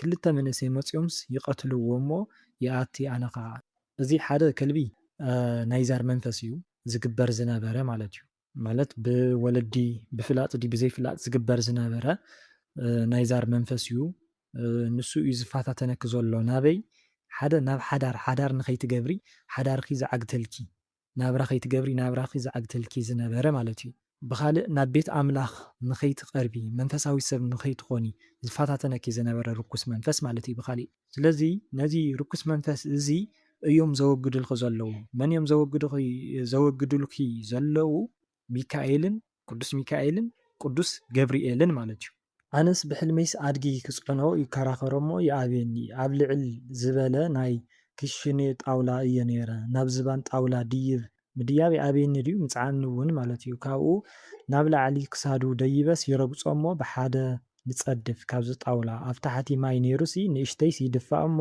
ዋይ ተደፊኡ ኢለስ የልዕሎ ግን እዚ ኣድግስ ብዙሕ ግዜ እየ ዝሓልሙ ሓደ መዓልቲ እውን ኣነ ኣብ ስደት እየ ዘለኹስ ካብኡ ናብ ገዛ ይኸይድ እሞ ዝተሓረዶ ኣድጉስ ይረክብ ኣነ ከዓስ እዊ ኣድጊ ድዮም ዝበልዑ ኢለስ ይድንግጽ ካብኡ ሓንቲ ሰበይትስ እወ እዚ እዮም ዝበልዑ ትብለኒ ካብኡ ኣነ ድሕሪ ሕጂ ኣይበልዕን ይብል እቲ ኣድጊ ክትጽዕንዮ ዝኣበየኪ ዘሎ ሓደ ባርነት ወይም ምናልባት ኣብ ስደት ድኺ ዘለኺ እንዳሰብ ተቖፂርክ ድኽትሰርሒ ብሓፈሻ እቲ ባርነት ንብሎ ማለት እዩ ሓደ ንሱ ካልኣይ ከዓ ድኽነት ድኻ ምዃን ማለት እዩ ብተመሳሳሊ እውን ርኩስ መንፈስ እውን ክኸውን ይኽእል ማለት እዩ ስለዚ እዚ ሲ ክተብልዮ ኣይከኣልክን ክትስዕርዮ ኣይከኣልክን ነቲ ርኩስ መንፈስ እንተኮይኑ እውን ክትስዕርዮ ኣይከኣልክን ክትቆፃፀርዮ ኣይከኣልክን እዩ ብተመሳሳሊ ነቲ ባርነት ነቲ ናይ ናብራ ባርነት ወይም ናይ ዝተፈላለየ ናይ ሱስ ባርነት ድዩ ብቻ ናይ ዝኾነ ይኹን ባርነት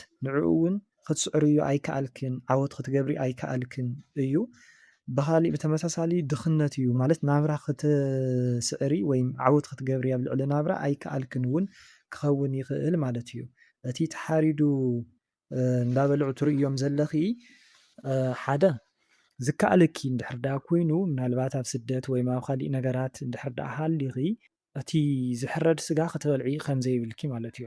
ግድን ናይ ኣድጊ እዩ ማለት ጥራይ ዘይኮነሲ ባእድ ኣምልኮ እዩ ወይ ንጣዖት ኢሎም ዝሓረድዎ እዮም ክኸውን ይኽእል ማለት እዩ። ወይ ከዓ ስክፍክፍ ዝብለኪ ነገር ንዑ ኣይትብልዒ እውን ክኸውን ይኽእል።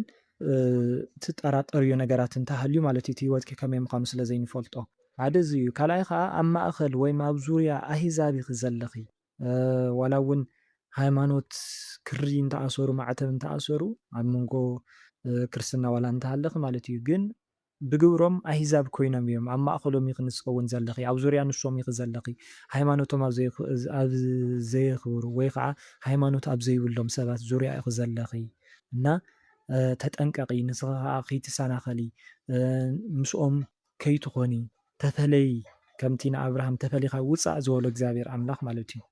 ምስ ሓደ ወድስ ርክብ ኣለና እዩ ካብ ንፋለጥ ሓደ ዓመት ጌርና ብሕልመይሲ ሻወር ርኤኪ ሻወር እናገበርክስ ኮፍ ኢልክስ ኣብቲ ማይ ንዓይስ ምሳይ ተሓፀብ ትብለኒ ኣነ ንዓ ረኣየኒ ትብለኒ ኣነ ግንሲ ስቕ ኢለስ እየ ዝጥምተኪ ኢልንስ እንታይ ይኾን እዚማ ናይ ቀትሪ ሓሳብ ምናልባት ከምኡታት እንድሕር ዳ ዝምነየኪ ንዝሙት ዝምነየኪ እንድሕር ዳ ነይሩ ከምኡ ይረኣየ ኣሎ ማለት እዩ። ካልኣይ ኣብ ርእሲኡ ኣብ ልዕሊኡ ዘላ ዓይነ ጥላ ንዓኽ ተመሲላ ትረኣየላ ማለት እያ። ብኣኽ መሲላ እታ ኣብኡ ዘላ ኣንስተይቲ ዓይነ ጥላስ ብኣኽ ተመሲላ ብህልመ ሌሊት መታን ክትርክሶ ወይም ክትራኸቦ እያ ትመፆ ዘላ ማለት እዩ። ብካልእ እውን ንዝሙት ዝጥምተኪ ወይም ዝሃርፈኪ እንድሕር ዳ ኮይኑ ከዓ ናቱ እውን ክኸውን ይኽእል ግን በቲ ሕልሚ ምናልባት ንሱ ሱቕ ስለ ዝብል ዘሎ ኣብ ልዕሊኺ ናይ ዝሙት መንፈስ ከም ዘለኪ እውን ክኸውን ይኽእል ንስኺ ትምነይዮ ከም ዝኾንኪ ንፆታዊ ርክብ ንዝሙት ማለት እዩ እውን ክኸውን ይኽእል። ብሓፈሻ በዚታት በቲ ሓዲኡ እዩ ዝኸውን ማለት እዩ።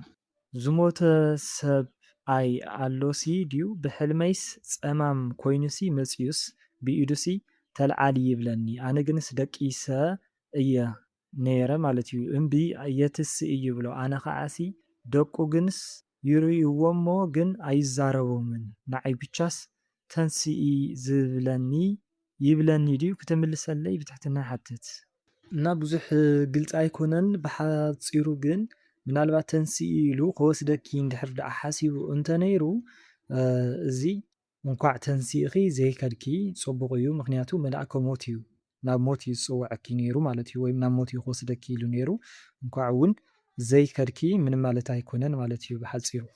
ኣብ ስደት እየ ዘለኹ ካብኡስ ሞባይለይ ቅርሸይ ቃል ኪዳነይስ ሓንቲ ፅልም ዝበለት ቆልዓስ ትሰርቀም ይመስለኒ እሞ ካብኡስ እቲ ቅርሸይ ሞባይለይ ትምልሰለይ እቲ ቃል ኪዳን ግንስ የለይ ትብለኒ ካብኡለስ ወርቂ ኣብ ዓዲ ሓዲገዮ ዝመፃኹ ድዩ ናይ ሓንቲ እዝነይሲ ጥራሕስ ይረክብ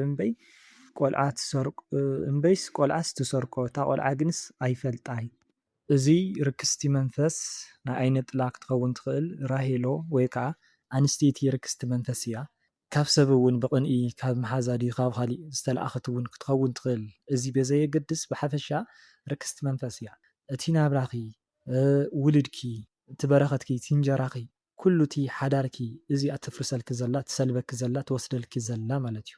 መንፈሳዊ ዓይንኽውን ማለት እዩ ወይ ከዓ ጸሎት ንኸይትገብር እውን ኣሲራትኪ ከም ዝነበረት እዩ።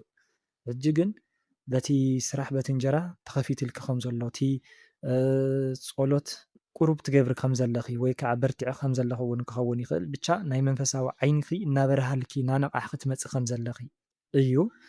እቲ ቃል ኪዳን ግን እቲ ሓዳርኪ ፈሪሱ ከም ዘሎ ወይ ከዓ ዝነበረኪ ናይ ሓዳር ንኸይትገብሪ ናይ ሓዳር ዕድልኪ ግን በቲኻ ትልኪ ከም ዘላ ወይም ፈሪስኪ ከም ዘሎ ክኸውን ይኽእል ማለት እዩ። ካብኡ እቲ ወርቂ እቲ ሓንቲ እዝኒ ዓዲባ ገዲፈዮ መፂ ዝነበርኩ ወርቅስ ሓንቲኣ ጠፊኣ እቲ ሓንቲስ የላን ትብልዮ ዘለኺ ትሰርቆ ትብልዮ ዘለኺ እዚ ጸሎት ግበሪ ብሓፈሻ ማለት እዩ። ማለት ኣብ ዓዲኺ ገዲፍክዮ መፂኺ ዝነበርኪ ውሉድ እዮም እቶም ወርቂ ማለት እዩ። ስለዚ ሓዲኡ ውላድኪ ይጠፍእ ከም ዘሎ እዩ ወይ ከዓ ብሞት ድዩ ብካሊእ ድዩ ብርኩሳት መናፍስቲ ድዮም ናይ ነፍሲ ሞት ድዮም ናብ ሓጢኣት ድዮም ዘቃልዕዎ ዘለዉ ናብ ርክሰት ድዩ ወይ ከዓ ብስጋ ሞት ድዩ ብሓፈሻ ፅቡቅ ኣይኮነን እሞ ጸሎት ግበሪ።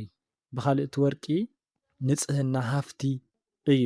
ስለዚ እዚ ክትስእንዮ ዘለኺ ማለት እዩ ፍርቂ ፍርቂ ይኮነኪ ከም ዘሎ እውን ክኸውን ይኽእል ውላድ እንድሕር ዳኣ ዘይብልኪ ማለት እዩ ወይ እውን ናይ መፃእ እውን ክኸውን ይኽእል ማለት እዩ እቲ ሕልምኺ እና ብሓፈሻ እዚ እዩ ማለት እዩ ንሎማዓንቲ ሒዘልኩም መፅአ ዝነበርኩ ናይ ሕልምኹም ፍትሓት እዞም ትሰምዕዎም ዝነበርኩም እዮም ንኸጅምር ዘለዓለና ጀሚሩ ከዓ ንዘፈፀመና ንልዑል እግዚኣብሄር ክብርን ምስጋናን ንዕኡ ይኹን ምናልባት ሓደ ሓደ ዝዘለልክዎ ክህሊ ይኽእል ማለት እዩ ከይረኣኽዎ ከምኡ ከዓ ፅሑፍ ዘይተነበበለይ ምናልባት ዘገርክዎ ክህሊ ይኽእል እምበር ኩሉ ብዝተኸኣለኒ መጠን ንኽፍታሕ ፈቲና ኣለና ማለት እዩ ከም ናይ እግዚኣብሄር ኣምላኽና ሰናይ ፍቓድ ሰሰናዩ ንዓኹም ወስብሃት ለእግዚኣብሄር